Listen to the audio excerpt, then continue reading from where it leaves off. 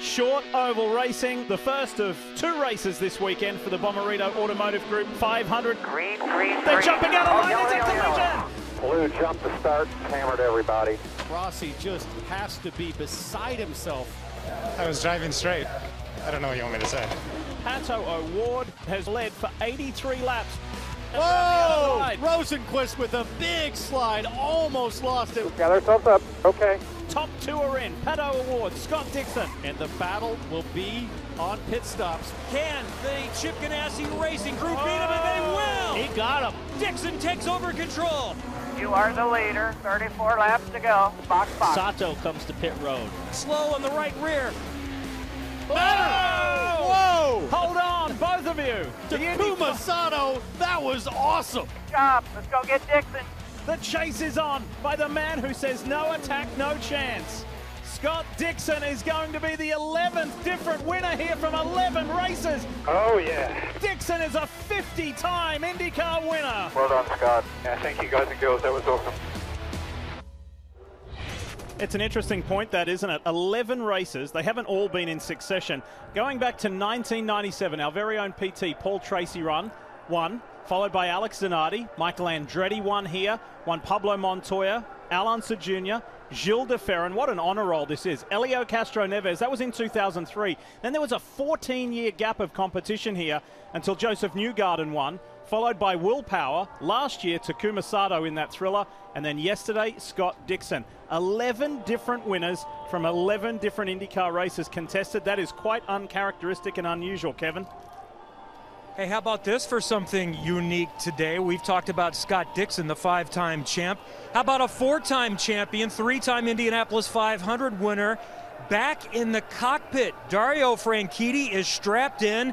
He is going to lead the field today in Honda's fastest seat in sports 2-seater. First time I think Dario's been able to do this. We may try to chat with him a little bit later on. That's also, by the way, former St. Louis Cardinals outfielder Kerry Robinson, his passenger. He is a St. Louis native, so he is ready to go. Dario was joking as he walked by.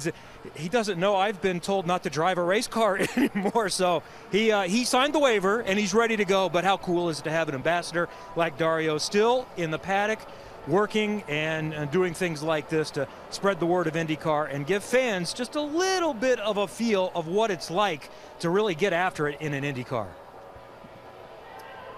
Very cool to have Dario back behind the wheel. Last week it was Mario Andretti driving the Honda 2-seater with his son Michael, and then of course Marco on the pole. Now, here's a winner from Worldwide Technology Raceway, Joseph Newgarden. Yesterday didn't quite go to plan. He's looking to get a better result. He was a little frustrated with yesterday's 12th position, as you can imagine.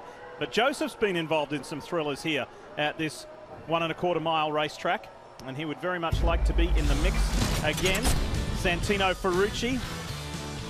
Well, Newgarden and Ferrucci got into it last year in an unexpected last corner, last lap altercation where Ferrucci came back down onto the racing line and Newgarden was approaching at a rapid pace, caught by surprise, spun and lost probably half a dozen or so positions and championship points. He wasn't too thrilled with the youngster, with the rookie. They had words, sensible words afterwards. Newgarden said, hey, we need to respect each other, and I know you're fast, but we've got to look after each other as well. And Ferrucci was flying, Paul, yesterday. He absolutely was. And the thing that I noticed with all these new young guys' talents in this, they really don't give any quarter to the veterans. They're here to race, and they're going to race you hard. Really no respect given. No respect. Certainly the skill is there, the bravery is there, and they're tuned up on those simulators constantly. Ferrucci did have problems down on pit lane on that final stop for the second year in a row. But let's go down and learn a little bit more about what's going on the stand there with James Hinchcliffe. Yeah, I'm down here with Jimmy Vasher, one of the owners of Santino's car, and he was definitely the star of the show last year. A win kind of taken away from him there. Again, yesterday, the biggest mover, and it just slipped through your fingers. What do you guys have to do to change your luck and get that first podium for Santino? Well, he's just got to keep doing what he's doing. He's doing a great job. I mean, to see that Sealmaster car ripping around the outside, even last weekend at Indy, we just got to execute in the pits, blocking and tackling, just the basics. We let him down yesterday, and hopefully we don't do that today. Do you guys think you had the speed to run up front if you had the track position, maybe go for the win? I don't know. I mean, you know, Takuma was right on our backside, pretty close. So I think that he pretty much had the speed out there. And Dixie's Dixie. We were certainly a top 5 car. So what do you think? How's morale been? I mean, after what happened last night, did you talk to the guys? Have you kind of all come together and said anything to them? Oh yeah, no, we got to shake it off. You know, we got another one today. The guys were working hard on their stops today, and just trying to understand, you know, what's going on. The nuts are coming out of the sockets, and so we did everything we could overnight. Spirits are high. Santino's head's in the game. And, you know, we got to do it again today. All right, Battle. Best of luck. Thanks, hopefully James. he's got that opportunity again. He's going to be another exciting one to watch, starting a little further back in the field, but I guarantee you he's not going to stay there. Guys? Again, thanks for that hint. Again, if you're just turning on, we should have been racing by now, but there has been a little spill on the track from one of the surface vehicles, and it is being cleaned up. And there you see it happening right then and there. Brings up an interesting point, Paul and Townsend, that the drivers are sitting in their race suits, in their helmets, in their cars with that new aero screen around. Not a whole lot of airflow. It's a very hot day here in St. Louis. Yeah, a lot of these drivers have fans. If you go back to Newgarden's car, they've got a really slick setup. You see the fan right there on the front of Takuma's car.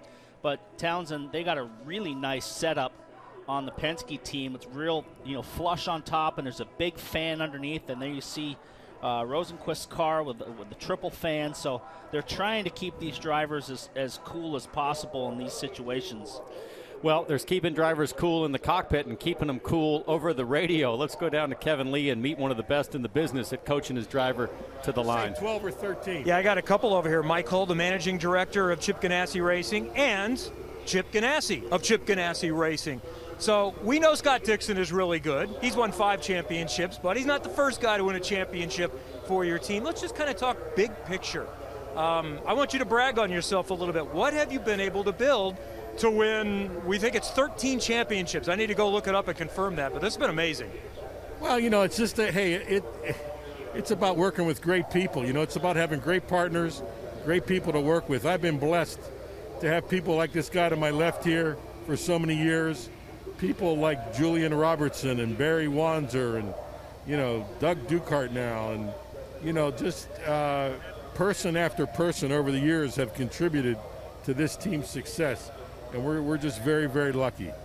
Mike, you've been asked to do this a lot. As we celebrate number 50 for Scott Dixon, you've been on the headset with him for almost all of those. What separates him? Can you put this into words? Well, I've been lucky enough to be with him for 49 of them. He was with Pac West for the first one, but we'll try to get a couple more here if we can. You know, when I started watching racing, Mario Andretti was way above everyone else, and in my lifetime, I never thought that I would see what we saw yesterday again. In terms of working with Scott, he's now a 40-year-old guy in a 20-year-old guy's body, but he has the experience of 20 years racing Indy cars. And that's a hard combination to beat, because what he does is he works to make himself first better every day. And so that drives all of us. That's our culture, and he fits. I wish he were bionic. He's not, but none of us are. So we'll just keep rolling. Mike, Chip, thank you. Good luck on getting a sweep here today. What a day it was yesterday, and keep in mind that both Chip and Mike are celebrating the team's 30th anniversary season. So for it to be the best season that Scott Dixon has had in his career, to win 4 of the opening 8 races, he has never done that in his 20-year career.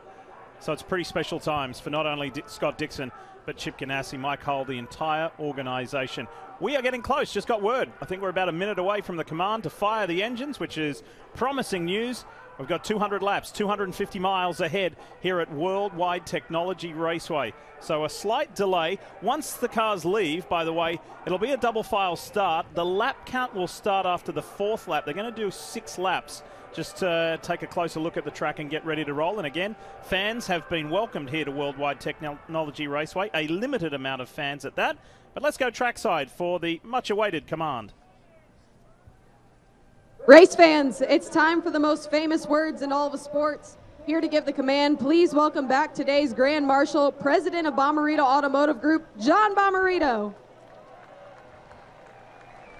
On behalf of the Bommarito family and the entire Bommarito Automotive Group, and of course my friends, the guys, I want to personally thank the fans in the stands today, and welcome to Worldwide Technology Raceway. If you didn't make it out this year, we'll see you again next year. But in the meantime, I need you to get on over to Bommarito.com, where we can buy, sell, or trade your next vehicle. You guys ready to get this race started? All right. Gentlemen, start your engines!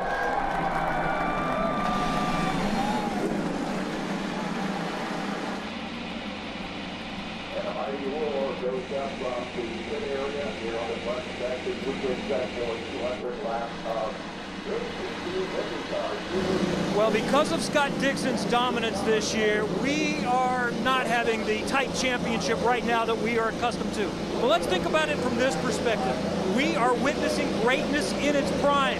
It's like Tiger Woods in his heyday, Jordan's Bulls, Olympians, Usain Bolt, Michael Phelps, and maybe even comparing him to Mario Andretti and A.J. Foyt.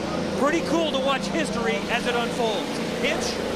The gap at the top of the overall championship may be huge, but remember, there's another title that's being fought this year. That's for Rookie of the Year. Rinus VeeKay is leading it right now in 14th place, but right behind him, tied for 15th, these two guys right here, Oliver Askew and Alex Palou. I feel like whoever leads this race is probably going to leave this racetrack with the points lead in Rookie of the Year.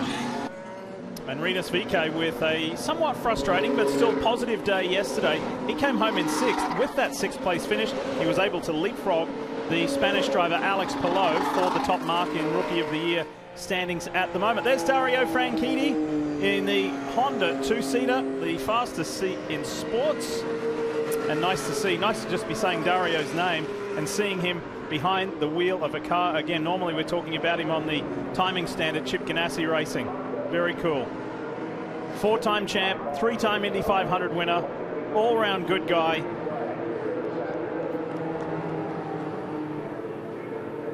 And as we roll through the grid, I want to tell you about who is starting in preferred positions. Sato on the pole, Newgarden alongside him are up 4 positions better than where they started yesterday. A lot of these guys will be looking to make a jump on that front row and try to win today to stop that guy, number 9, Scott Dixon. So dominant this season. Back in row 4, there's more muscle though, Paul. They're coming. Absolutely. Pagenaud wants to rebound from getting knocked out at the start yesterday, but it's going to be now very tricky conditions for these guys. Herta wants to get his first podium of the year. There's a lot of dust, a lot of sand, different rubber on the track today, so conditions are not as good as they were yesterday. And Rossi right here, horrible season so far. He really wants a win. Lots of bad luck there on row 6. Row 7, 2 rookies. Both of these drivers have been fast. They've also had issues at some tracks. Oliver Askew, 4 DNFs this year. Big crash at Indianapolis, crash on the start yesterday.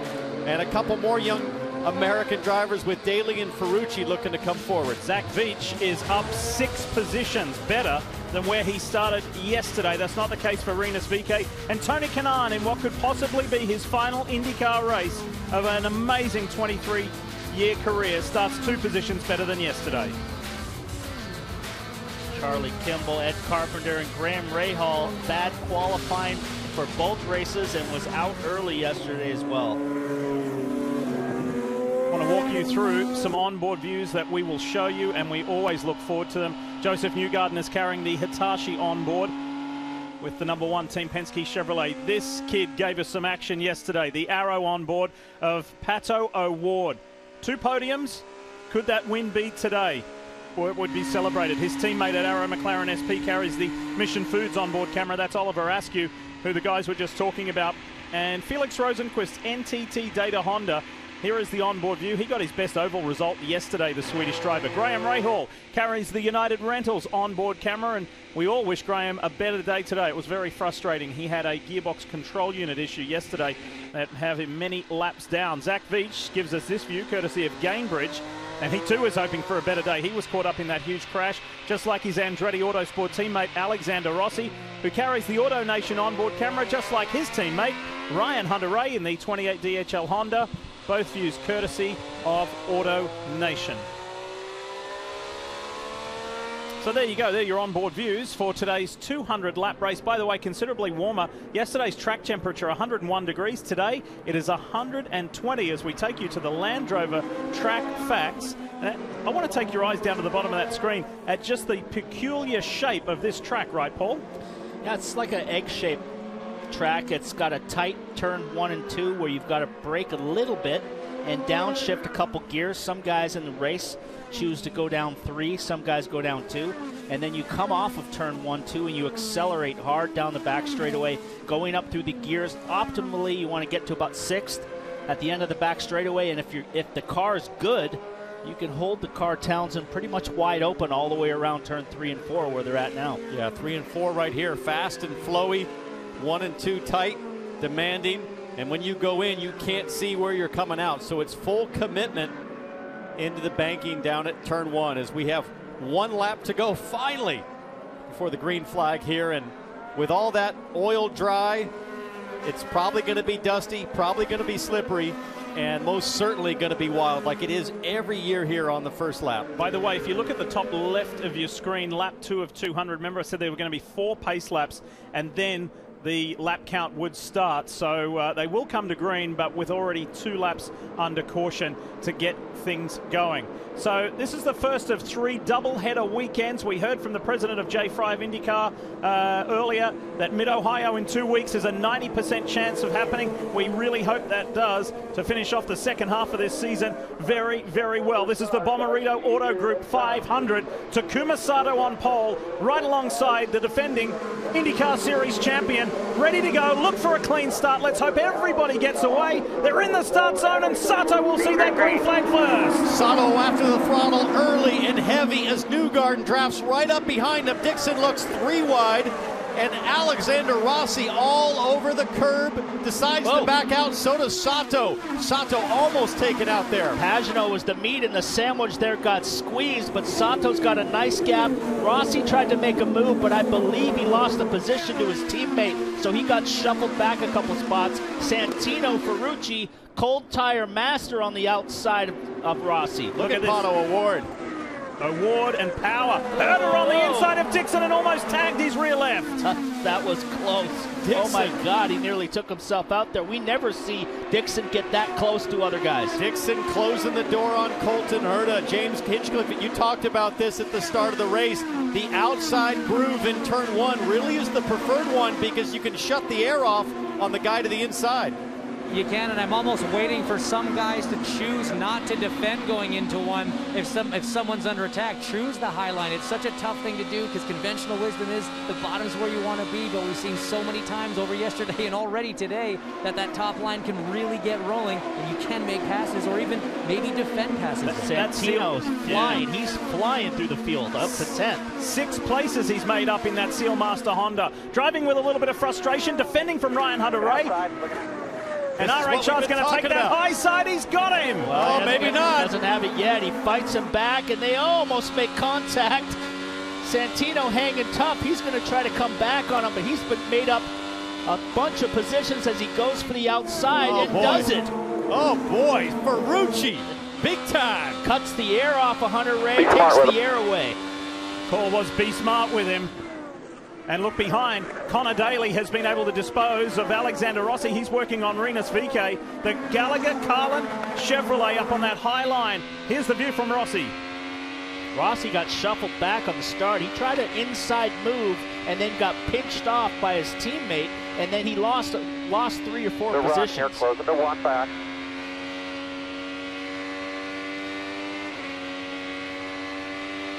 See how dirty the track is on the camera there. All the stuff that's just peltering the screen on the camera. Takuma Sato up front boasts a 1 second lead over Joseph Newgarden, fellow Team Penske mate. Will Power in 3rd. O'Ward is in 4th. It was a good arm wrestle early between Power and O'Ward. And then Dixon in 5th. Herder in 6th. But this is Sato in tears yesterday after the race. That's how much the win meant to him. He was the defending race winner from last year. He won the Indy 500 last week. He was trying to become the first driver in 20 years to win the Indy 500, and then the very next race. Juan Pablo Montoya was the last to do that, and he had fought so hard, made up so much ground, was all over Dixon, only to narrowly miss out. This is Marco Andretti, and Simon Pagenaud's in trouble. Oh, second day in a row for Pagenaud. Yesterday's race, Pagenaud had contact in that early start incident, but let's look at the start again with Pagenaud. He's 3 wide, Colton Hurd to the outside, Marcus Ericsson to the inside, and at this point, Pagenaud knows this is not going to work out. That is a smart move to avoid being totally eliminated in the race today. But watch Ferrucci in the black Sealmaster car, goes to the high side of Palou and just fires it off here into turn 1. High, wide, and handsome. Yeah, he's really got an awareness of what direction the cars are going to go as he rounds up Rossi right there, and then he lines all of these guys up here and goes for the outside down the back straightaway and makes some more passes. Oh, look at VK. Look at VK. Oh, that was even better. The Sonax Chevrolet, the 19-year-old Dutch driver, that was outstanding. Well, hey, hang on here. Ferrucci's saying, oh, you like that? Watch this. I'm coming back on the front straightaway with a run for the second lap in a row, going high into turn 1. These kids, we told you about it at the top of the show, IndyCar Live. The youngsters are turning it on. Kev? When I walked up to him on the grid today, I said, did you make any changes to make the car better? And his eyes got big, and he said, oh, yeah. We weren't even very good yesterday, and he raced his way up to 4th, so watch out for Santino Ferrucci today. Tell you, a guy that we don't really give that much love to, who's doing a terrific job this weekend, is Jack Harvey. He ran 4th for the longest time yesterday, and with a ill-timed yellow, he got shuffled to the back of the pack. Right now, he's running 7th, having another great weekend on the ovals. I spoke to Mike Shank, one of his team co-owners. Mike said it is, you know, other than that race where he finished on the podium at the Indy Grand Prix last year, Mike Shank said, I think that's the best I've seen Jack drive yesterday, and he's really feeling more comfortable on the ovals each and every time. He got a pair of top 10s at Iowa earlier this year, and I think is a good day coming today. There's Mike. And he had that top 10 at the Indy 500 as well on a streak of 3, and Mike Shank is so proud of this group. They had their fastest ever pit stop yesterday during the race, so that was not the issue, but Jack was just ruining that yellow flag. He had a little bit of a better starting spot, didn't make that spectacular 3-wide pass on the outside we saw yesterday, but he's comfortable. He's driving better than he ever has. He's got a great coach in his ear, and Bob Perrone up on the spotter stand. He is in a very good spot to try to get a good result today. The Abeam Honda for Rahal Letterman Lanigan Racing, Takuma Sato, the 43-year-old Japanese driver, the now 2-time Indy 500 winner, is in command of the Bommarito Automotive Group 500. Day 2. Riding on board the Gainbridge Honda of Zach Veach as Veach tries to make his way forward. Zach's down in 18th position. Who has made up plenty of positions? Honda's on the move. Well, Santino Ferrucci driving that Sealmaster Honda for Dale Coyne with Vasser Sullivan up 6 positions. And we saw those spectacular moves. He's got a little bit of breathing room right now in that 18. He's got Ryan Hunter-Reay still chasing him down, but not as close as what it was before. You can see the gap there up ahead of Santino Ferrucci to Felix Rosenquist, who's in a new car today, or a new livery car. It's the Monster livery, all black, looks beautiful, looks tough and mean. And he got his best oval result yesterday, the Swedish driver. We'll see what he can do today. Sato catching up the back of the field. Ed Carpenter right there in front of him. Ed particularly struggling this weekend for some reason. Townsend is just really hasn't had the speed, and VK has been very competitive this weekend within the team. Well, here's the crazy thing is that Ed Carpenter's lap time's not really that slow. He's turning 26.7. Sato low 26s. He'll slow to probably the same pace as Ed Carpenter now that he's in the turbulent air. Kevin, what do you got? Well, as we watch Takuma Sato start to make his way through lap traffic, just a thought. He's 4th in the championship. He's never finished better than 8th. He's won his 2nd Indianapolis 500. Is he coming into his own at 43 years old?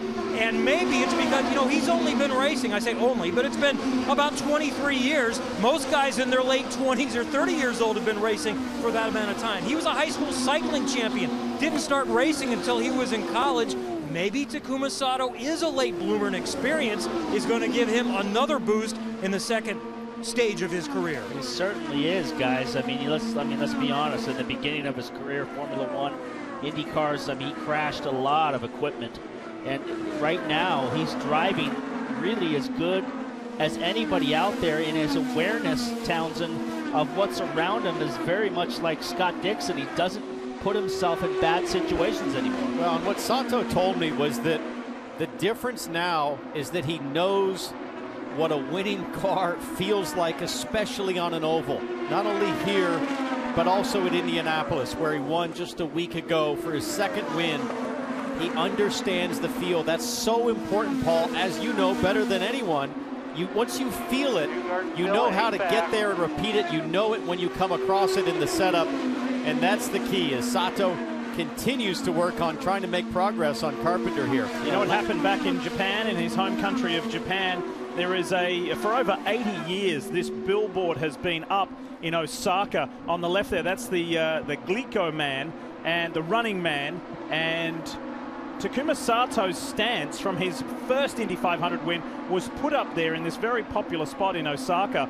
Well, a lot of people made a big deal of that. If he wins again, he should do the stance. So last Sunday, he did do the Glico man, the running man stance. And the response from his homeland of Japan has been even more than his initial win. However, with being trapped there a little behind Ed Carpenter, there's company now for Takuma Sato. The Team Penske boys are here. Yeah, he's backed up in traffic here. Ed's kind of holding up this train.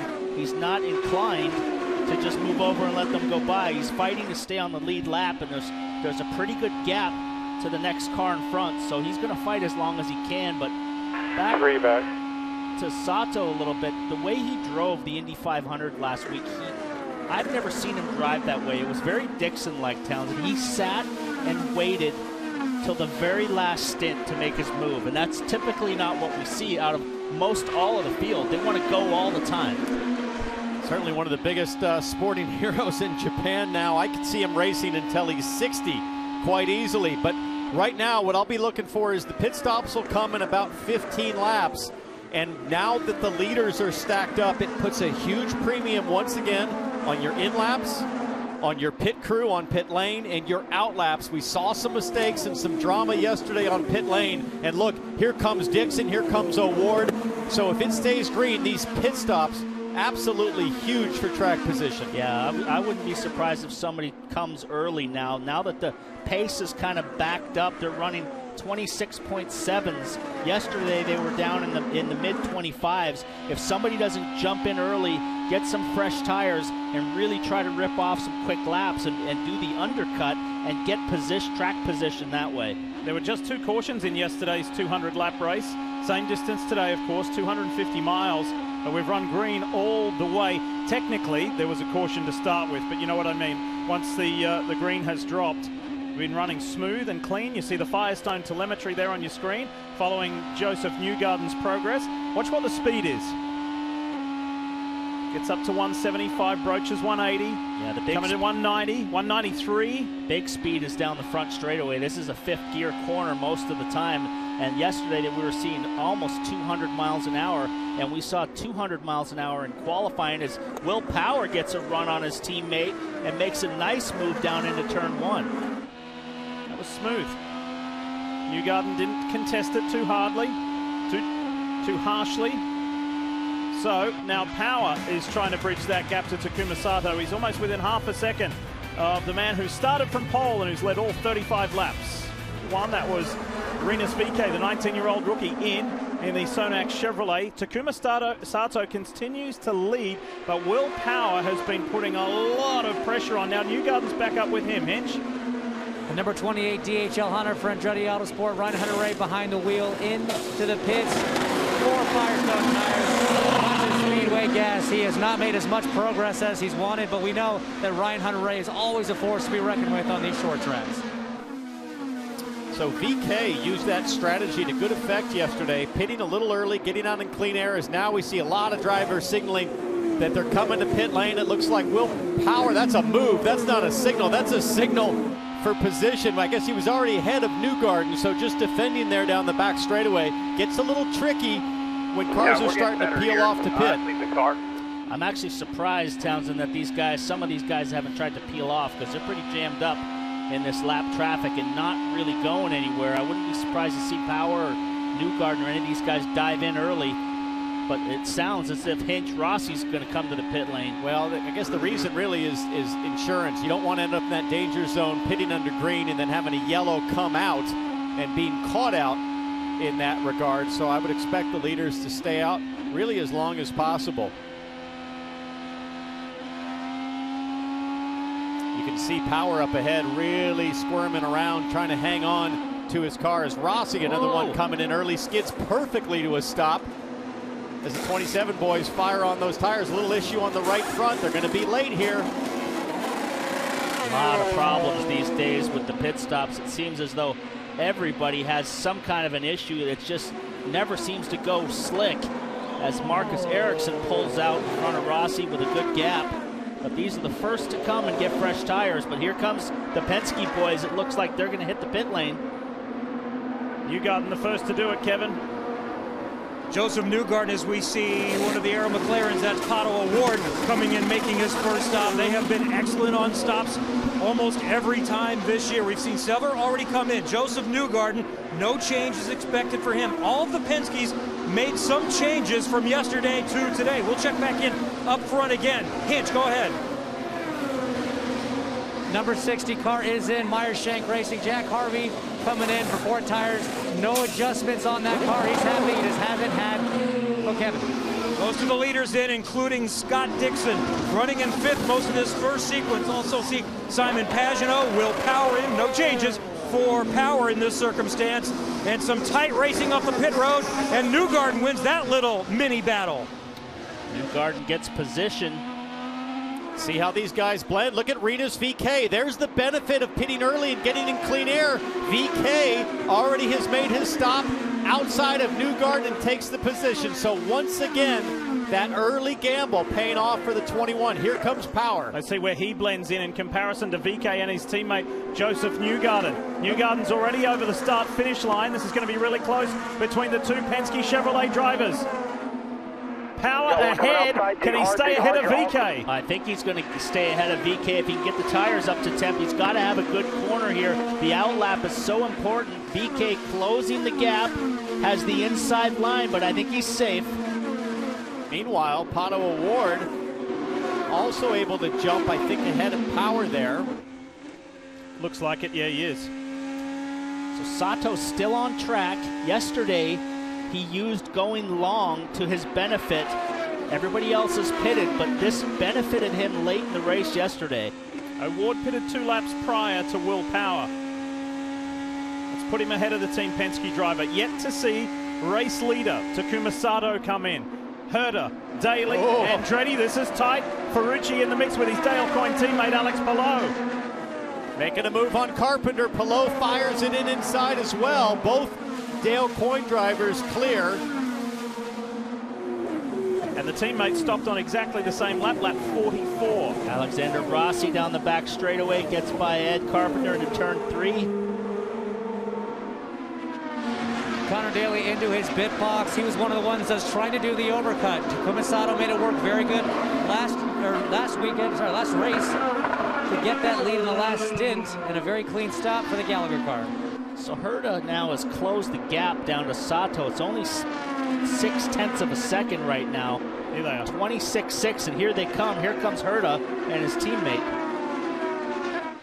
Colton Herta followed Takuma Sato on that long strategy, pitting from 2nd place, in very well on the marks. The crew going to work. There's no changes planned. He just wanted tires. He's happy with the car.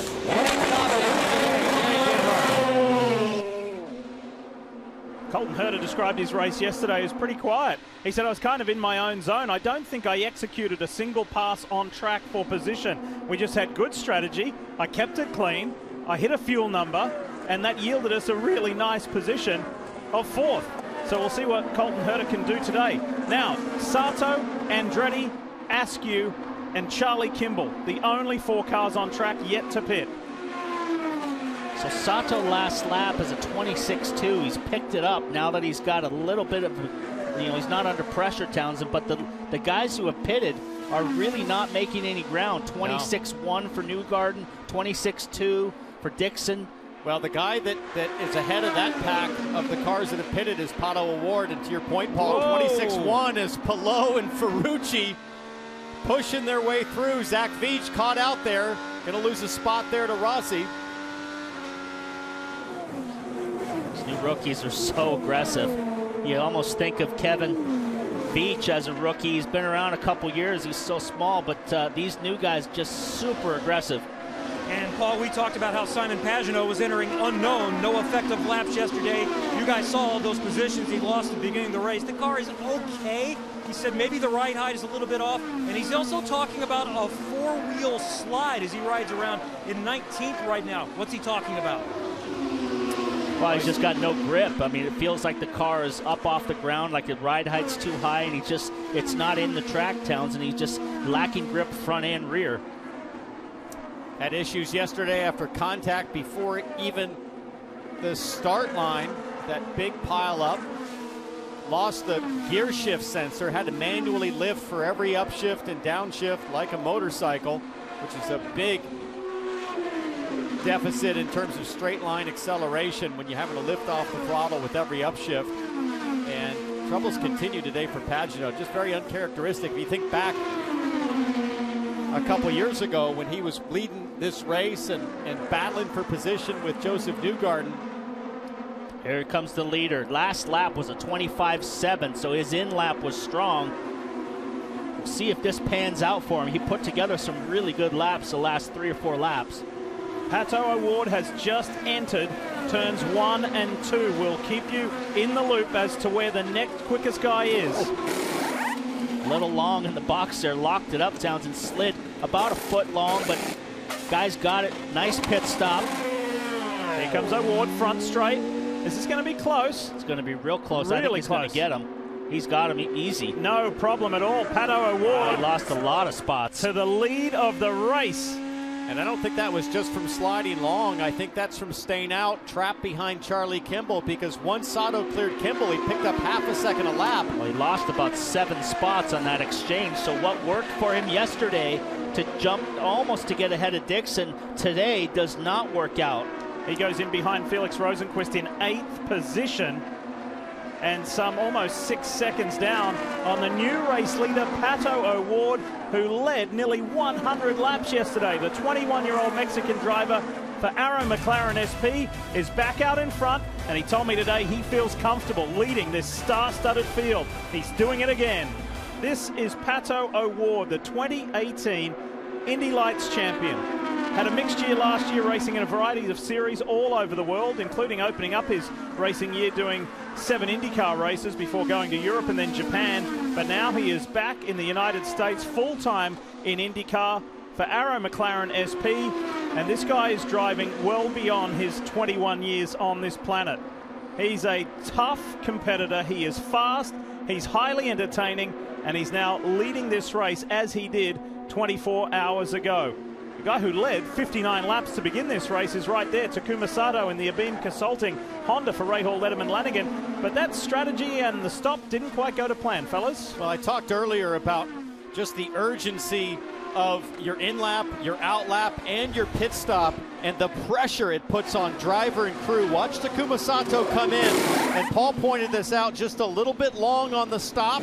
You'll see the stopwatch on the right. You'll normally look for a 7.3, 7.6, so maybe only 0.3 there, but I think the issue was really keeping Sato out behind lap traffic. He was stuck behind Charlie Kimball for many laps, and Paul losing about half a second a lap in that situation. It's dropped him all the way down to 8th, but look at the pit time differential. This is what Robert Wickens was talking about with Pato O'Ward, just crushing it on in-lap, pit out, and the total time gain, 2.7 seconds on that exchange, and Sato right now sits 5 seconds back of O'Ward.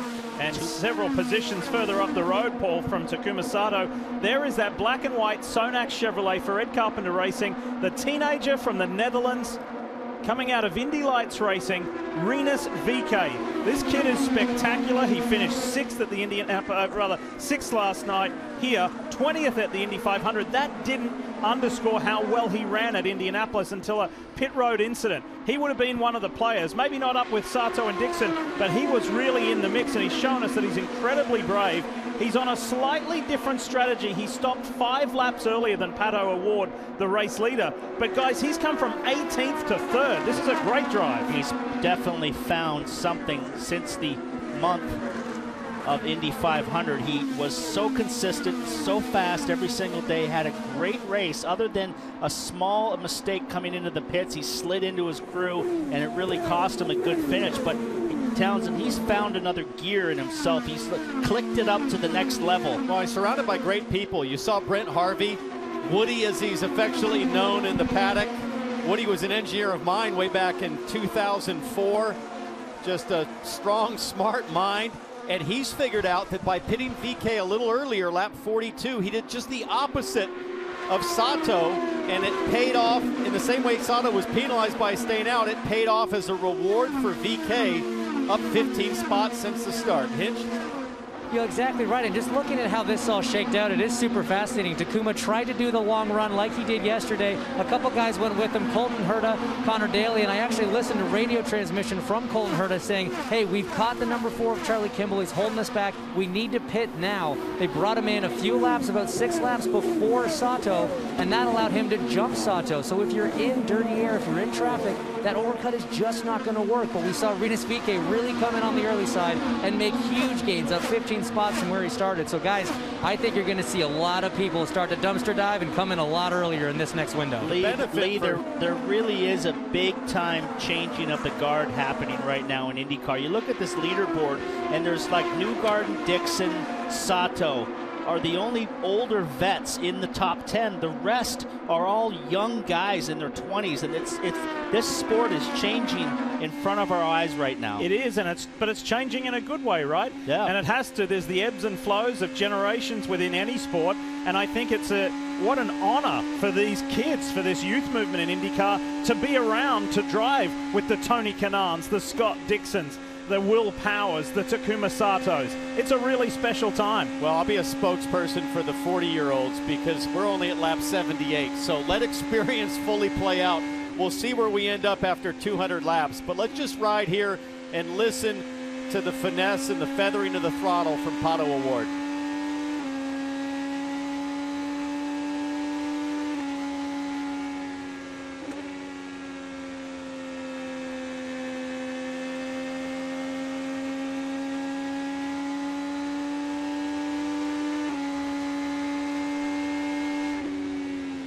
Sounds like he's saving a little bit of fuel, Townsend, backing out of it early. The lap car there in front of him, so that's the thing. Yesterday, back to power. I feel that Dixon won this race yesterday by saving a little bit more fuel than him and beating him on that last stop with a shorter stop, so I think he learned from that yesterday. I'm impressed with how smooth the input is from Pato O'Ward. Listen to him breathe out right here, nice and easy, saving fuel. Listen to how he picks up the throttle. You can barely even tell when his right foot is cracking the throttle. It's not a whomp or a stomp, if you will, on the loud pedal. It's a gentle, progressive feed of the throttle that really signifies, in my opinion, he's got a great handling race car, and that young driver knows how to take care of his tires in this critical phase of the stint. And also, just at a lazy 185 miles an hour, he's driving one-handed while trying to adjust his drink tube on the front of his helmet. He had to do that a couple of times. There's the managing director of Arrow McLaren SP. That's Taylor Kyle, who calls the strategy as well. I want to say hi to Sam Schmidt, Rick Peterson, co-team owner, Zach Brown of McLaren, who was busy, of course, at Spa-Francorchamps this weekend. In Formula One, it's looking good for Arrow McLaren SP and Pato O'Ward, but we're not quite halfway just yet. And just like that, we are fast approaching the halfway mark as we welcome you back to the Bommarito Automotive Group 500 here at Worldwide Technology Raceway. Lee Diffie Paul Tracy, Townsend Bell with you. James Hinchcliffe and Kevin Lee working pit road. Hey, Kevo, you ready to go through the field? Brought to you by Guaranteed Rate. Kick it off. Let's do it. Pato O'Ward knocking on the door for at least the 4th time this year for his first win. You documented his in and out laps. The champ, Scott Dixon, has also noticed that. He told me this morning, this guy is super aggressive getting on the pit lane, and that's often been the difference. We've talked, as we see Will Power running in second, about bad luck for a lot of people in the paddock, like Ryan Hunter-Reay, like Alexander Rossi. Well, you can count up 6 races this year with better luck, like an untimely caution or a pit stop mistake where Power might have been able to win the race. Hinch. I spoke to the engineer for Rinus VeeKay, Matt Barnes, said, what's he saying on the radio? The answer is nothing. He says this kid's just so happy with his car right now. He's just happy to be driving an IndyCar, and it is really showing because he is doing an incredible job in that Sonax machine. Kev? Joseph Newgarden had the best of the Penske cars yesterday. All 3 migrated in his direction to try to learn something for today. He's been able to stay up front in that Hitachi Chevrolet, running in 4th. And on the same fuel strategy as those in front of him. And then there's Scott Dixon, yesterday's winner. Despite how strong he was yesterday, Dixon told me, we still made a little bit of changes, trying to tweak it, trying to make it a little bit better. Knew it was going to be tougher sledding, starting in 6th. Right now, Scott Dixon is running in 5th with a massive championship lead, Hinch. In his rookie season, Colton Herta was sort of feast or famine, but talking to the team now, they said this is a much more experienced, much more mature driver, and we're really seeing that. He hasn't had that first podium yet this year. In fact, his only 2 podiums have been wins. He's really desperate to get back on there, but these consistent finishes and these grown-up runs are really helping him in a solid championship position. So we got some takers on pit road and multiple. There's Alex Palou of Dale Coyne with Team Go in the 55. He's joined by Marcus Ericsson, Connor Daly, Ryan Hunter-Reay. Who else is there? Felix Rosenquist has also come in the Monster Energy entry. There he is right there and leaving ahead of his teammate. Daly, Sue Ericsson all slot back out ahead of Ryan Hunter-Reay. Just shy of the halfway mark. Yeah, and we just passed 94 laps, and that will give O'Ward 200 laps led since Elkhart Lake leading their Road America. So this kid, Townsend, has led 200 laps this season now. Will Power starting to show some aggression here. Has a run on O'Ward up the back straightaway, but nowhere to go right now as O'Ward still trying to figure out how to get by Tony Kanaan. Tony Kanaan still on the lead lap. Last car on the lead lap right now, and here comes the call for O'Ward to pit lane. He's coming in, so it'll be interesting to see if Power follows him or tries to do one more lap and try to get a quick lap in, Hinch. He had a huge lockup coming to the PLC. On the marks, he was okay, and the crew itself was okay. Speedway gas in, Firestone tires on, but hopefully he does not get a speeding penalty for that big lockup coming down to the pit lane speed limit. Boy, you can see how much O'Ward hustles on the apron, squirrely, hanging on. Knife's edge handling for O'Ward. Let's see how he does coming to the box. And not only do you have to get on the pit lane as quickly as possible, you've got to hit your marks. It's not just simply what the pit stop and the crew guys do. Do you hit your marks exactly? I think he did this time. Let's watch the Arrow McLaren guys. They get a tear off from the Arrow screen. No changes, back out, and let's see where he will mix in. He hustles out really hard. He yesterday was like sideways coming out of the pit lane here, getting up to speed. We'll see what happens with... Well, Rinus VeeKay is coming up the front straight. It's got VeeKay within 1 lap of O'Ward, where it was 5 laps before. Will Power should be coming in this next lap. Pato O'Ward slots out right behind Santino Ferrucci, so he's got to get some good laps in here, and here he comes. Power is in the Verizon Chevrolet for Team Penske, running second. Took over the lead when O'Ward pitted. Now his teammate Joseph Newgarden goes to the lead, Kev.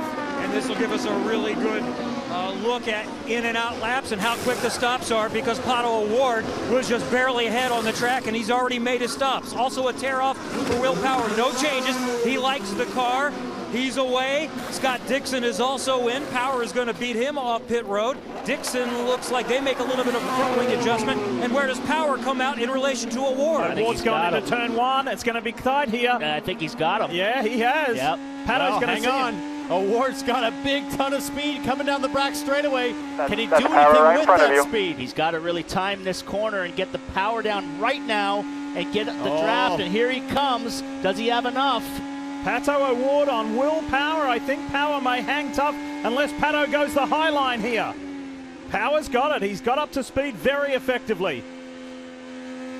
So running one lap further was a benefit. It didn't help Sato running all those extra laps, but that one lap and a little bit of clear traffic. And look at VK now putting the pressure on Pato Award. And these early stops for Ed Carpenter Racing and Rinus VK are paying off. He stopped 5 laps prior to Award, the race leader for some 36 laps. He stopped just 1 lap different now on this cycle, and it's got him up there in the mix with not only Award but Power. Great work from the Sonax number 21 team. Well, we got a bunch of guys yet that are still out there running. Newgarden on track, Sato, Herta, and Andretti, but Newgarden is hitting the pits, Inch.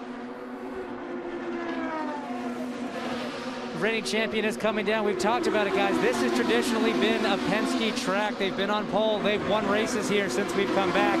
This is going to be a very important stop for Joseph. Kev. And he stays out a little bit later than his teammates. Tim Cindric, the president of Team Penske, counts them in right on the marks. They're going to do the aero screen tear off. You'll watch him slide all the way. They've just got one big attachment.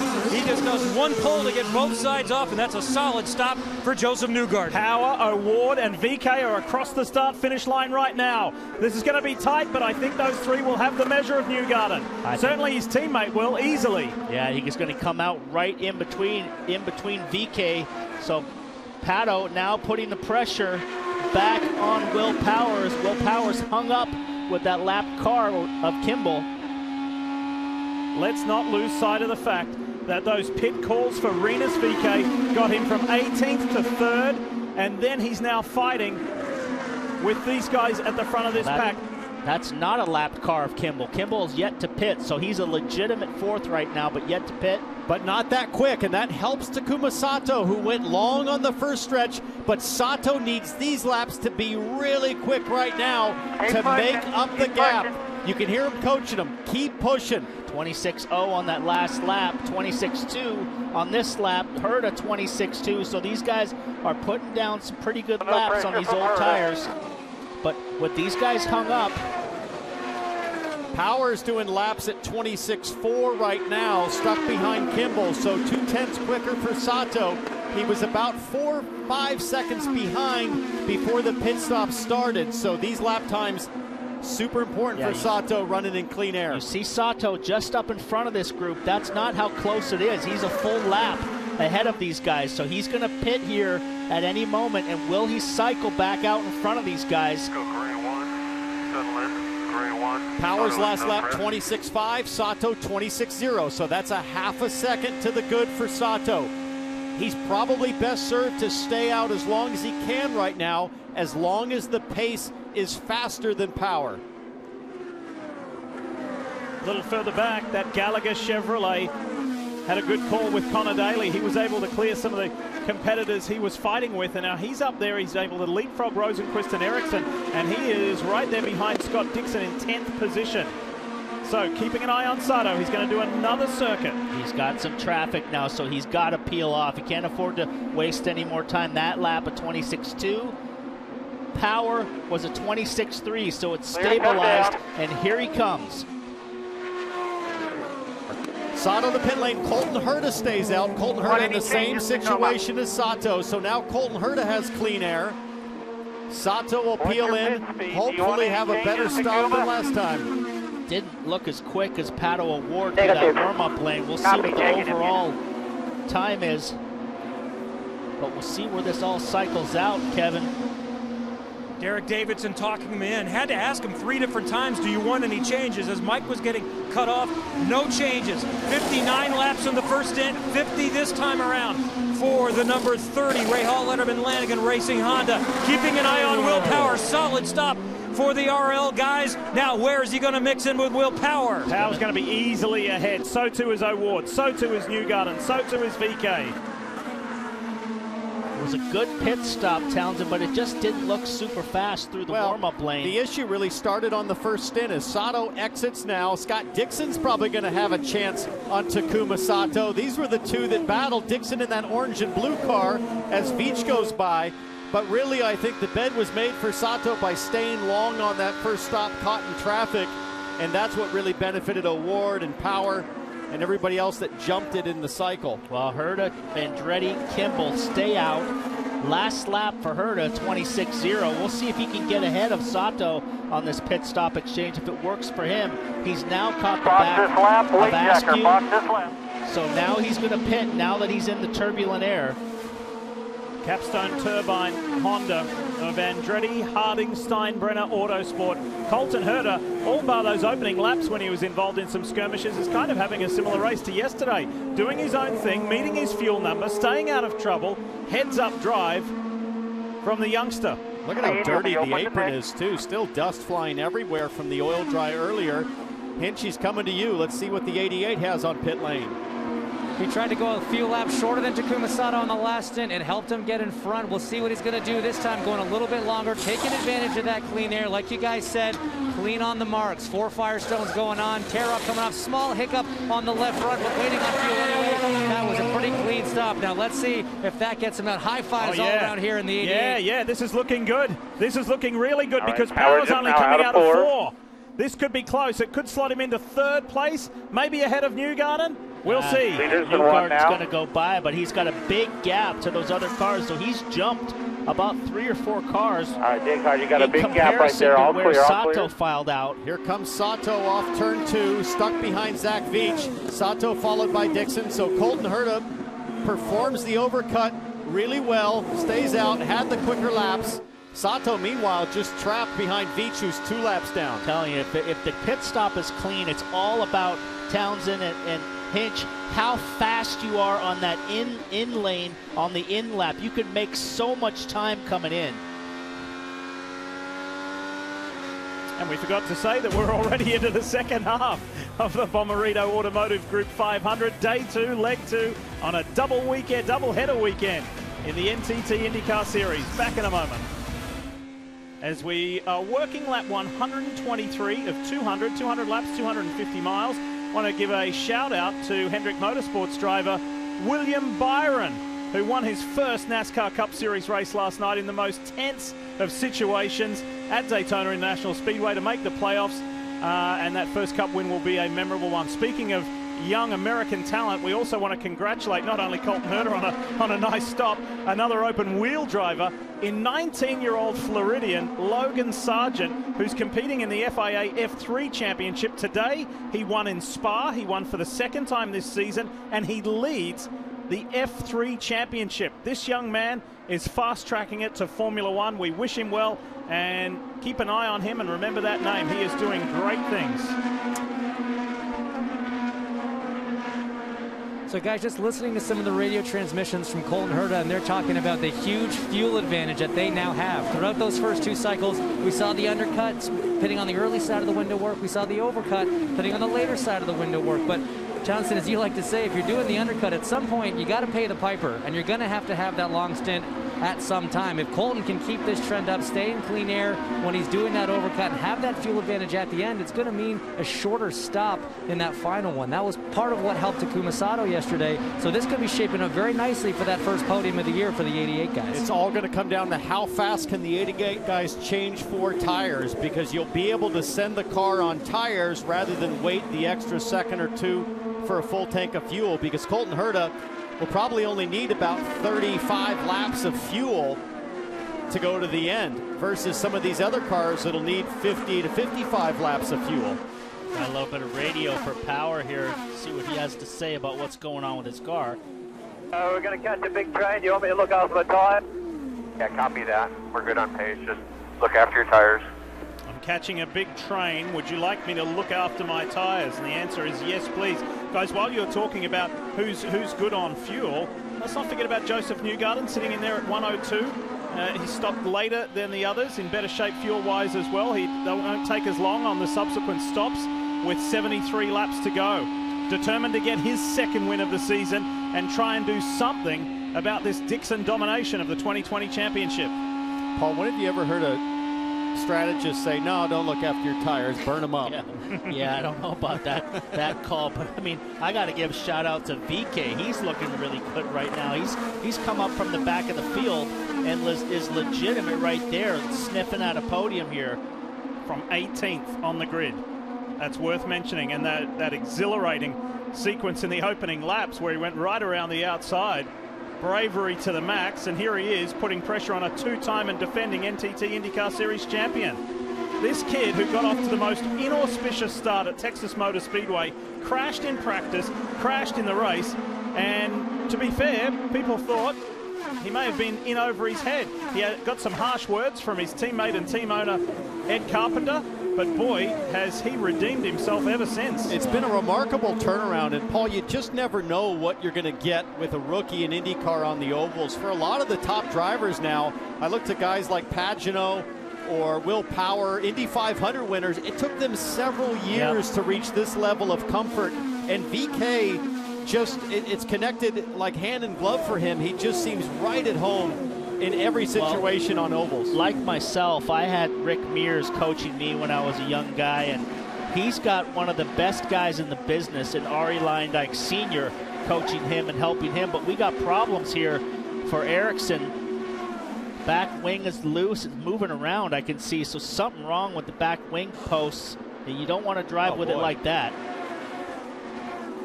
It's got to be terrifying for Marcus Ericsson to have a rear wing that produces all of the stability on the back of the car at high speeds, and that thing's just completely loosened itself up. It looks like the entire attenuator piece. Yeah, the wing doesn't really, it's bolted to that carbon fiber attenuator, and then the attenuator is completely bolted to the back of the gearbox. There's quick releases so that they can change rear wings if they need to, but now it looks like there's a gearbox issue or maybe something else. Marcus was 10th at the time of coming to pit road, so that hurts him, Kev, big time. I'm seeing what you guys are seeing right now. It obviously was way before the window, so we knew that there was something wrong, but the Chip Ganassi Racing team is still trying to diagnose the issue. But how unfortunate. Marcus Ericsson was having a strong run to get in the top 10 again, and it's not going to happen. So the NTT IndyCar Series technical director Kevin Blanche there, right on the spot, keeping an eye on what's going on. Shut it off, Marcus. Yeah, I'm surprised they let that run for that long, because that's at some point tells you can overheat. Well, not only that, you got the mechanics with their hands in there with the half shafts, and you know, the risk of kicking it into gear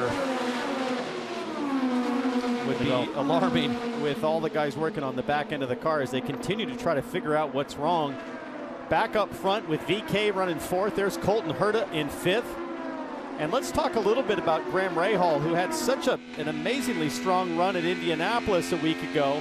And I've just been watching kind of the vibration of his helmet, Paul. A lot of drivers have complained about picking up tire vibrations. And you just watch him here in 3 and 4, just kind of see the hands shaking a little bit, the helmet. Maybe not as bad as on this stint. There you see it bob a little bit. That's an unusual amount of buffeting. I'm not sure if that's aero or mechanical vibration. Yeah, he's had a rough weekend. Handling was bad in both qualifying runs. Like he could today started dead last, and it really hasn't really fixed itself comparing to his teammate who's been very quick this weekend. And that's what surprises everyone, but Graham was telling me we just don't like the same kind of car. Takuma can drive it much looser. Every driver has their own feel. And he went in with very realistic expectations. He said, we just are going to use this as a test session. We didn't learn anything yesterday because of the mechanical issues, so we want to make sure we're ready when we come back here next year. He really honestly didn't have much of a chance, he thought, to compete today, so he's already trying to learn for this event next year. Folks, this sport, this series, is not only entertainment driven and spectacle driven, it's personality driven. And one of the biggest and best personalities in the sport for more than 2 decades has been this 45-year-old Brazilian, Tony Kanaan. Quite often, more often than not, the most popular driver in the series. This could very well be TK's final IndyCar race. He's in that Big Machine Vodka Chevrolet. The father of 4, his lovely wife Lauren watching on. This is a very emotional day. He's received so many so many congratulatory notes and messages and calls and well-wishing for this weekend. Keep in mind, he's a 2004 champion, 2013 Indy 500 winner. He is the Iron Man of the sport with 318 consecutive starts. That run was broken. Paul, you raced against TK for a long time. You're good mates. I'm going to ask you and Townsend the same thing. Finish the sentence. Tony Kanaan is... Well, he's a champion. He's a 2003 champion, and this, I don't believe this is going to be his last race. He wants to come back. This has not been a fair year for him with the COVID pandemic. He wanted this last ride to be with the fans and have an opportunity to interact with the fans, and he's really been robbed of that to end his career, and he wants to come back next year and put together an Indy 500 deal with the fans and really have a good finish off. Townsend, Tony Kanaan is lying. There's no way this is his last IndyCar race. This guy loves this sport more than anybody. He is the most popular driver at the Indy 500. He will not go out like this, I can promise you. Wonder if his wife might have something to say about that, as we see Lauren Kanaan looking on, very calm and focused.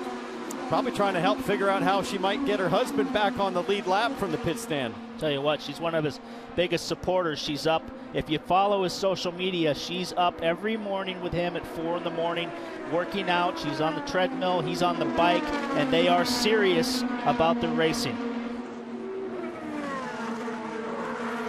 So checked in with Mike O'Gara on the number 8 Ganassi stand. It wasn't anything internal in the rear of the car. He was reporting it being severely loose, and it was as if the rear wing was loose a little bit, so they stabilized that, but unfortunately Marcus Ericsson is down 11 laps. He just went back out. Pato O'Ward now is all over the back of Will Power. He's got his teammate there just in front of Will Power, so the gap now is down to a couple tenths of a second as Newgarden has now closed in, as Harvey leaves the pits on one of his stops, but things are tightening up front with the lap traffic. Well, yeah, Harvey can get to the end from there with only 57 laps left in this race. Here is the fight for the lead. Will Power in the Verizon Chevrolet, Pato O'Ward. Alexander Rossi right there under threat of being lapped. When's the last time you ever said that? Whoa, that car nearly slid out. Palou in the pit, in the warm-up lane there, was completely sideways. Here's the order. Power, O'Ward, Newgarden, VK. And then Colton Herter is not that far behind either. Top 5. And then Takuma Sato, Scott Dixon, yesterday's duo that dueled it out to the end. Then Daly in a good position. Rosenquist and Ferrucci round out the 10.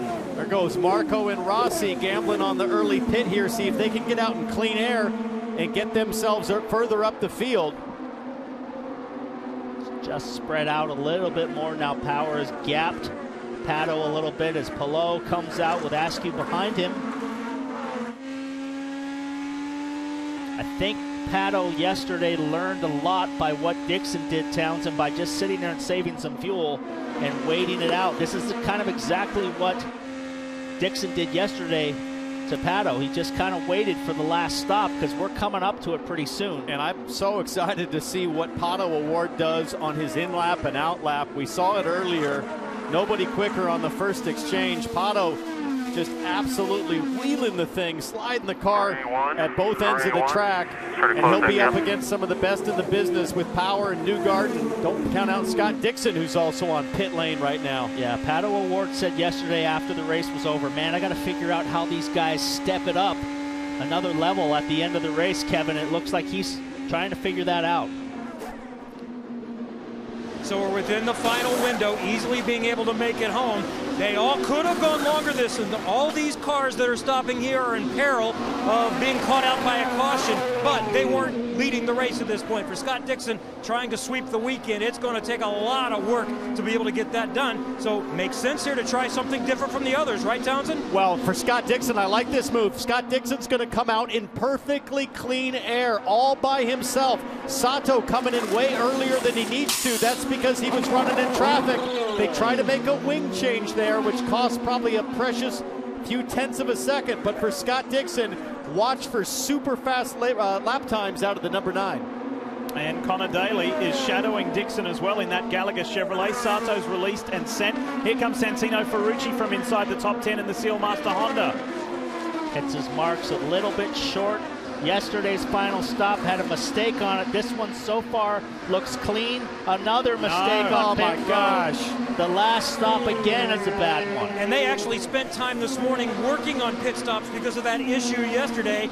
They weren't in position to win this race, but still running solidly in the top 10. It cost them a few more spots. And Pato O'Ward, running second, is in for his final stop. Will Power has stayed out, still needs one more stop, maintaining the lead. 50 miles per hour. O'Ward coming down. Joseph Newgarden also, we should see him coming in behind as well. O'Ward, though, hits his pit stop first. Rinus VeeKay has come in from the top 5 and is leaving. The Arrow McLaren team has been solid. Looks like a pretty good stop this time around for Pato O'Ward. So we will wait for Will Power to make his final stop. Newgarden is going to race him out and try to find that spot. Who's going to win that race, Diff? He will win it. Newgarden wins it. On the warm-up lane. Oh, Pato's not giving up on the outside here, trying to make it happen. But Will Power got held up by Ed Carpenter on the warm-up lane, and this is the battle right now, I think, for the lead, because I think Will Power got held up. O'Ward had to relinquish that spot there, and now Power is released. This is going to be super tight. They just came off turn 4. Will Power was held up in the warm-up line behind Ed Carpenter, and here they come, and they sweep by Will Power around. He goes from first to third. Here comes Askew as well. Clear up now. Who's stuck behind, but I wonder if Askew can get in front of Power and give a little buffer to O'Ward. O'Ward back up front, but that was so dicey. Let's take a look again at Will Power stop. He came in right here and got bottled up with traffic and then followed Ed Carpenter into the pit lane, and Ed was just not as fast as what it's going to take to win this race, and he just got stuck there all the way around the pit lane.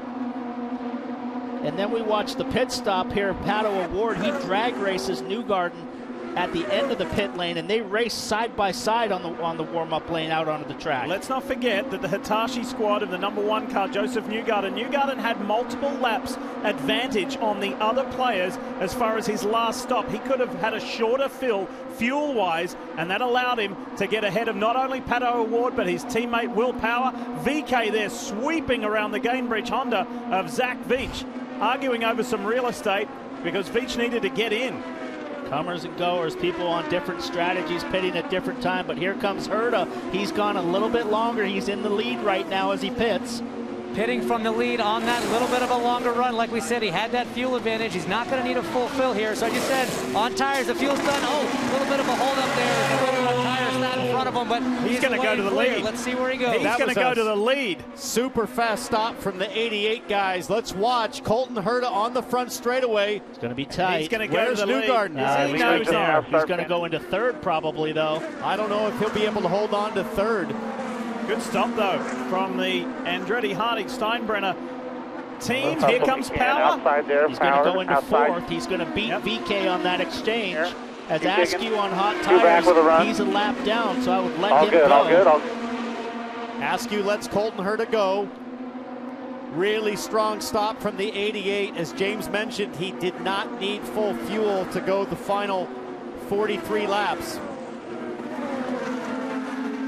So Joseph Newgarden is at the top of this order, less than half a second ahead of Pato O'Ward. There they are, two Chevrolet-powered cars, one from Team Penske, this one from Arrow McLaren SP, a two-time series champion up against a second-year driver in O'Ward. There's a healthy gap back of some 2.5+ seconds to this man, Will Power.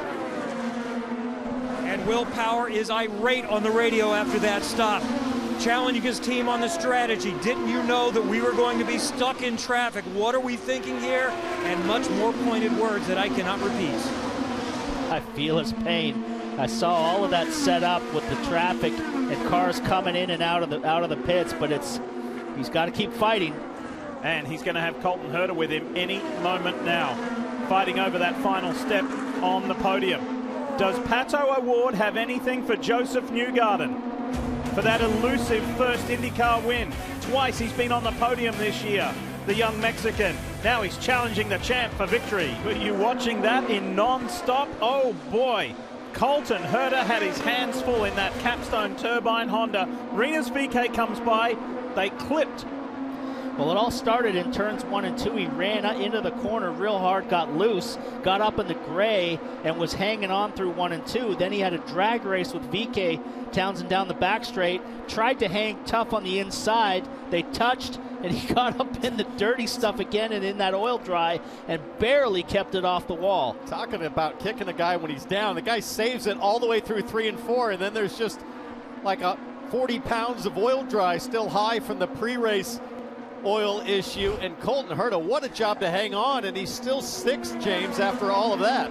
Yeah, that's the most impressive part about it. That was 2 big moments in 2 consecutive corners, and he got on the radio. Very willpower about Rinus VeeKay, if you catch my drift. Lots of very angry words coming out of him. There's no written rule about what VeeKay did, but there's a gentleman's agreement, guys. That was not a very kosher move. We saw a rookie last year, Santino Ferrucci, get some talking to by a veteran in Joseph Newgarden. I guarantee you these two are going to have words after this race. Paul, when you were a rookie, you had all kinds of veterans giving you lots of advice, most of it colorful. How do you deal with a situation like that if you're VeeKay? It's a whole different world now. Guys go to Twitter and social media. Back in the day, Mario took you behind the trailer and you got an earful.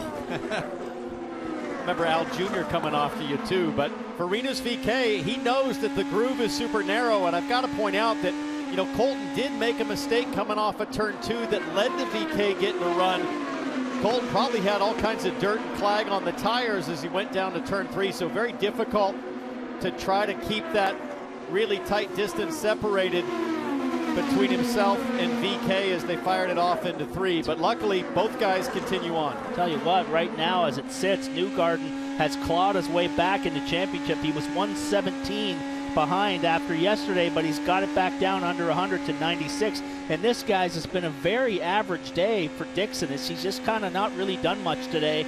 Kind of a point stay today. Started 6th, running 5th. So really not a lot of movement up or down. He's just kind of been stuck. Yeah, but a huge day, though, for Newgarden. He knew that he had to win today if he was going to slow down and reverse the trend of Scott Dixon. So Newgarden clawing back 20 points if he can hang on with 29 laps to go. That's a good huge swing. Huge day. You're riding with Pato O'Ward, who has been tremendous today. Led 36 laps, been running at the front, and he's been mixing it up with the likes of Will Power and Joseph Newgarden, Takuma Sato. It has been a super positive day for this guy, who his best result in an Indy Lights car wasn't a win, it was a 3rd here. He finished 3rd in his first IndyCar race here yesterday. He's running 1 position better today. And I think it's hats off to the team. These guys now are legitimately fighting with Team Penske and Ganassi Racing. Yep. So that's a big hats off to that team as well. I get a feeling, though, that Pato O'Ward is tired already of 2nd places, and I think there's going to be something to sort out here with 27 to go.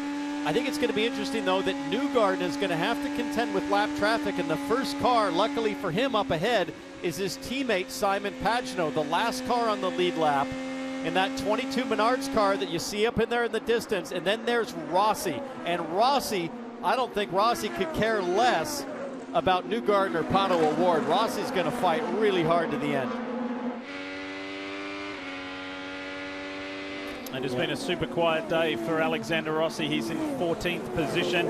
At least he got to the start of today's race. He was steaming hot mad yesterday. Here, 2.5, 3 back. Yeah, these guys, Rossi, Pagenaud, they really haven't really done much of anything compared to where they started. And you know, the saying will be, well, it was too hard to pass. But you look at guys like VeeKay, came from the back of the field, and he's running up front. So you can pass if you want to get aggressive. Well, ironically, it was VeeKay's monster move on the start that looked very much like something Alexander Rossi would have done in the last couple years. That's what put VeeKay in a position, and then really smart strategy from his timing stand to pit him early and get him out in clean traffic for faster lap times. 24 laps to go. Joseph Newgarden, Pato O'Ward, Will Power, the top 3.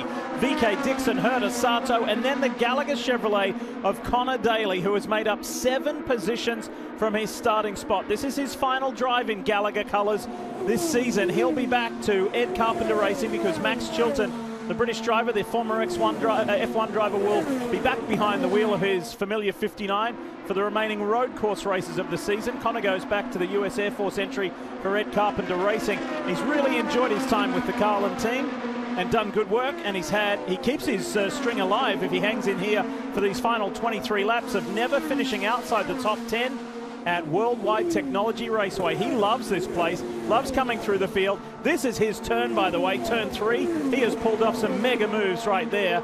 Today, a little bit of a quieter day, but still very productive. Rosenquist inside the top 10 in the monster car. Ferrucci, after that bad pit stop again on the last one, had dropped back a little bit just inside the top 10, holding off. Hunter Ray is all over the back of him. All right, let's answer this question, fellas. Does O'Ward have anything for the champion Newgarden? Or is it going to stay at this constant half a second thing? Is lap traffic going to come into play? Newgarden gets into the lead at this stage of a race. I mean, I'm not saying it's over by any means with all those lap cars, Townsend, but Newgarden, like Dixon, is very good at managing the gap and the traffic when he's in the lead. Yeah, one of the things you can do if you're Joseph Newgarden right now is actually breathe the throttle a little bit on the straights to gap yourself to Pagano and work your tires a little harder in the corners here just to force, almost like tempt O'Ward to get close so that when you get to the corner, O'Ward has more turbulent air and burns his tires off a little quicker. So it's a cat and mouse game. What O'Ward really needs is Pagano and Rossi to struggle a little more than they are right now, because the lap times from Pagano and Rossi, frankly, pretty darn good. 26.5 for Pagano, 26.6 for Rossi. That's sort of the pace that Newgarden's been running anyway. So I think Newgarden has studied what Scott Dixon did yesterday and is just working that bubble of air, managing the gap to O'Ward and tempting the young Mexican driver to push hard in the corners and use up his tires, because if O'Ward uses it up, he won't have anything left at the end. 2 Penske cars in the top 3, and you just saw Tim Cindric, the Team Penske president, there on the pit box. There's Tim calling the strategy. He's got an interesting couple of months coming up because his son Austin is in the NASCAR Xfinity Series playoffs. He'll be competing for a championship, and really unfamiliar times for Tim, because this year has been unlike any other ever since he's been with Team Penske. He hasn't had the captain, Roger Penske, standing on one of the other pit boxes where they could bounce things off each other on the team radio, especially at the Indianapolis 500. I mean, that's probably the first time in some, 50 years that Roger Penske hasn't been on a pit box at the Indianapolis 500 because of his new role as the owner of this series and the owner of the Speedway. Roger now no longer wears a Team Penske shirt at the racetrack. It's an NTT IndyCar Series shirt that he wears, and he has a very different cap. Oh, look at that youthful picture on the top there of Paul Tracy, 1997. That's a good one right there, but Pato O'Ward is now closing down the gap, and there's a lot of traffic in front now. So, the 2-time NTT Series champion in IndyCar, Joseph Newgarden's got some memorable moments here, up against teammate Simon Pagano in a forceful move to get the win. Look how different the cars look. That's only 3 years ago. To win the Bommarito Automotive Group 500, that was a big moment. And there was some harsh words after that race between teammates. But right now, this race is far from over, I believe, because there's a long line of cars in front of Joseph Newgarden, and Joseph's got to be careful that he doesn't burn his own tires off. Well, what's happening now, Paul, is that even though Pagano and Rossi up ahead of Newgarden are the last cars on the lead lap, those 2 cars of Pagano and Rossi are catching lap cars like Tony Kanaan and Charlie Kimball, who are circulating slower. So now the times are dropping, and that is going to give O'Ward, I think, an opportunity to make a run as things stack up here. Graham Rahal right there behind Pato O'Ward, not a factor. It's a pretty big gap from O'Ward back to Power. Power really hasn't been able to respond since losing those positions. 2.7 seconds, Paul, is the gap from O'Ward to Power. So he's got plenty of breathing room there, James. You know, it's interesting. I'm looking at the lap leaders as Joseph Newgarden circles in the lead. And coming into today's race, guys, the top 3 in points, Scott Dixon, Joseph Newgarden, and Pato O'Ward had led over 2/3 of the laps on this season. And with both Pato and Joseph spending time out front, that number has only grown. So these 3 guys really standing out as the real championship contenders. Consistency is the key. Scott Dixon and Joseph Newgarden are the only 2 drivers in the series this year to have completed every single lap. Who's next best on that chart? Young Pato O'Ward. There he is. Keeping the pressure on. That's all he can really do right now is keep the pressure high and hope that Newgarden makes a mistake or pushes him up towards the back of his teammate. He's right there. Just needs a little bobble to make something happen. Does he go for the win? Does he really go for it if he can? Or does he think, my goodness, I'm 3rd in this championship? Do I think about the bigger picture? Do I think about my team? I know how desperately he wants the win. He tells us all the time when he gets close, it's like, ugh, not again. I think O'Ward's just trying to sit here and study and come up with creative ideas for how he could get closer to Newgarden. The track really single groove at this point. You can see him kind of backing off early here in 1, trying to see if he can get low right here, get his left sides down on that white line, grab a little bit of clean air on the left front wing and see if he can make a run. But I think he's just trying to patiently wait to see if anything happens up ahead of Newgarden and he checks up. You know what I think this speaks beautifully to, fellas, and you're both products of it. Wasn't called that back when you were in it, but the road to Indy, the junior formula and the steps, those tangible steps, going through those categories to get to IndyCar. And these 2 we're watching here, Joseph Newgarden and Pato O'Ward, are students of that and products of that. And if you complete each and every step along that way of that road to Indy, it delivers you to IndyCar, ready to race at a top level like Pato O'Ward and Joseph Newgarden, of course, the 2-time champ. Here they are, both Indy Lights champions. Cool to close this thing out. Townsend and I are both graduates of Indy Lights and champions, and it is critical to learn these tracks in fast race cars, because when you come from Europe or don't do oval racing, it's a big step, Townsend, and Indy Lights is a critical step if you want to be successful in Indy cars. No question about it. You learn not only the tracks, but you learn the dynamics of racecraft and how to deal with situations just like this. Pato O'Ward. Whoa, that might help Pato O'Ward. This might help out a little bit. These guys make contact in turn 1. Pagano way up high, leaves the door open, but that could have been disastrous for those guys. Well, and really big break for Pato O'Ward, because if Pagano could have put himself between Newgarden and O'Ward, that would have really helped Newgarden with some breathing room. Now Newgarden has to turn up the wick a bit because Pato catching back up after that moment between Rossi and Pagano. There's more action in turn 1. Power on Andretti, goes past his teammate as well. He's not past Marco just yet. Chops the front off. Will Power there. He has to catch it. Now VK's got to run. He's going to challenge for 3rd place here. He's super aggressive. Going to thread the needle. Here we go. Whoa, that was wild. And VK had to just tone it back there a little bit, tuck it back in. All the while, here comes Colton Hurd on Scott Dixon. Dixon's moves over. That's Askew to get by Askew, but he can't get down the inside as Herden looks on the outside. All this lap traffic coming into play with 4 to go. Oh, Sano's in the wall. We might have a shootout here. You bet. Caution. Only 4 laps to go, though. Well, hopefully they can get this. There's no reason to stop here. They can have a shootout to the end. Got to get the pace car out and get them stacked up. And Tim Cindric says, oh boy. Taylor Kyle from Arrow McLaren SP says, yes, it gives my guy a shot at the champion. It's a perfect opportunity right now to stop these guys and red flag it if they could. Well, but I don't know that there'd be any debris, so if we can get the safety truck off, it's almost the same situation as Indianapolis. Well, there's maybe not enough laps left to reset. Yeah, Sato doesn't want to come in. I don't know if his car's bent, but it is bent because it's crabbing sideways. He wants to finish this thing in his position without losing laps. So here comes Newgarden across start finish. So that's 2 laps to go. Can they peel him off right here? So there will not be a red flag, we're being told.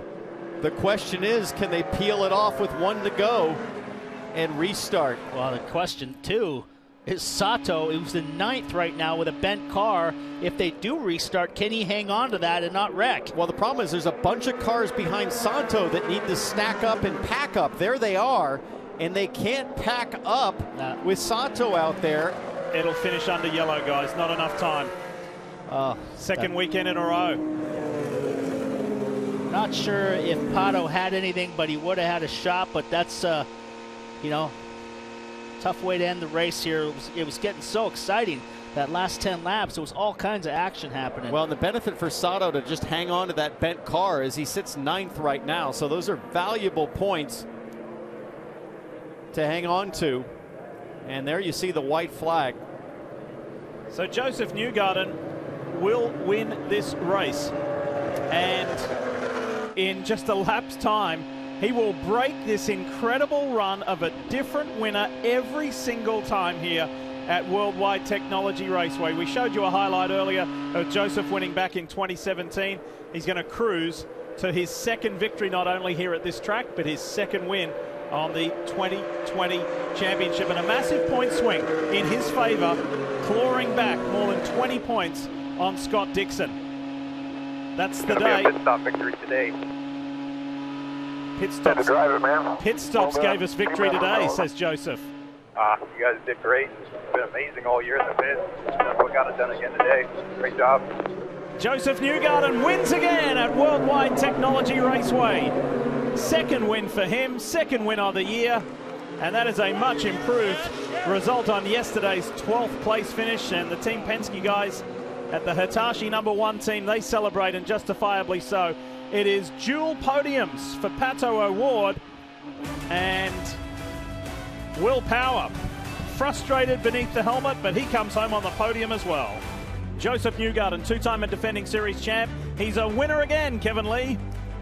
For the 16th time, for the second time this season, including here at this track. Take us through this one today. How did you get it done? I mean, this was all the pit stop victory right here for me. You know, we got pretty dicey with Will and Pato there on track, but my guys have been amazing in the pits. Just they've put me in position every time, and it was really fun racing Pato out of the pit. That was for the win right there. Was that race? We went side by side out of the pit exit. He did an amazing job. He's really he's going to do great things, I think, in this sport. So good job to him. Thanks to the, you know, obviously it's a smaller crowd. We weren't allowed to have as many people here, but thank you to everyone that came out, and I hope you enjoyed your Sunday, and hope you enjoyed the race. But like I said, this was all down to my team. Team Chevy did an amazing job. Great to have Hitachi on the car this weekend, and they've been good luck for us. But really proud of my team. They won the race. I didn't win it. They won it. You can't get back in the championship all in one particular race, but probably safe to say you're not quite ready to give up the one yet until it's mathematically impossible. Well, we can't give up on it, you know, obviously yet, like you said.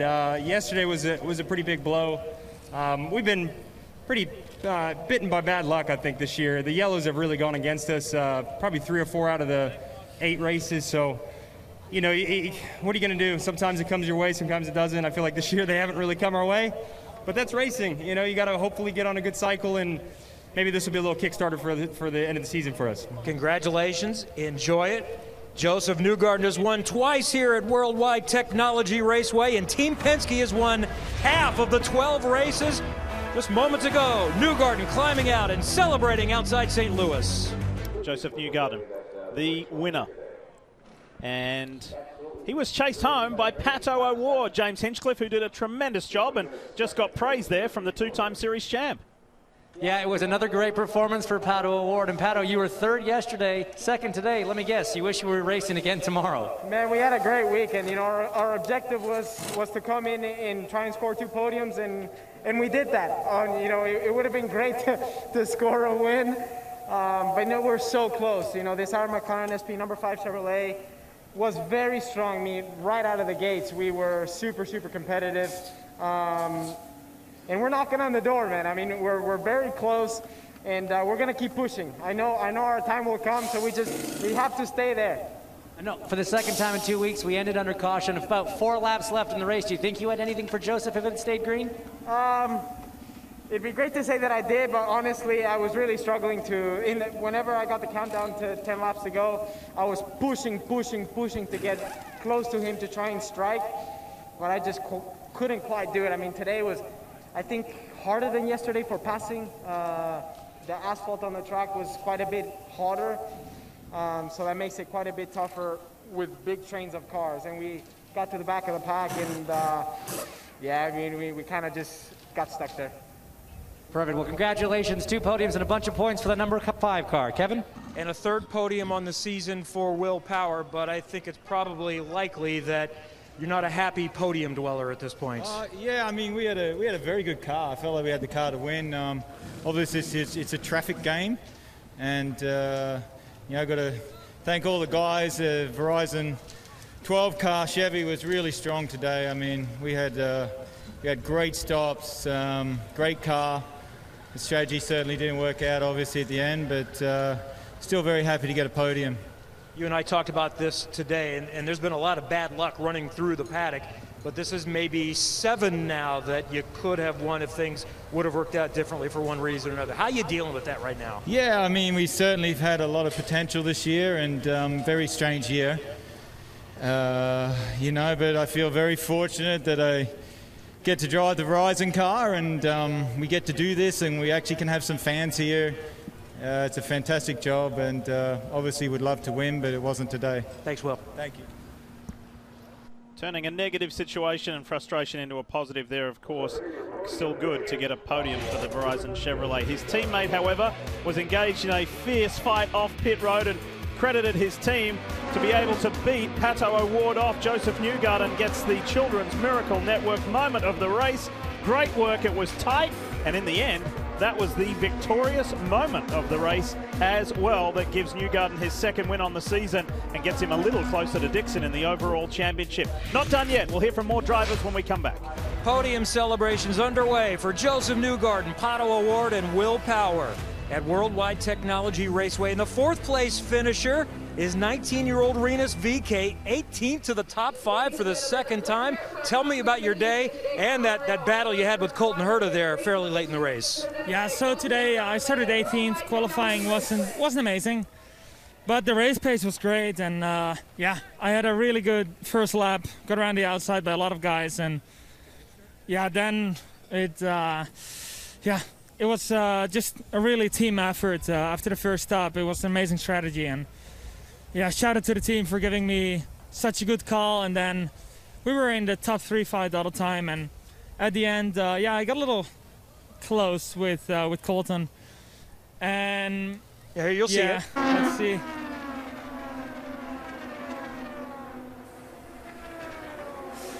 Yeah, you know, it's tough.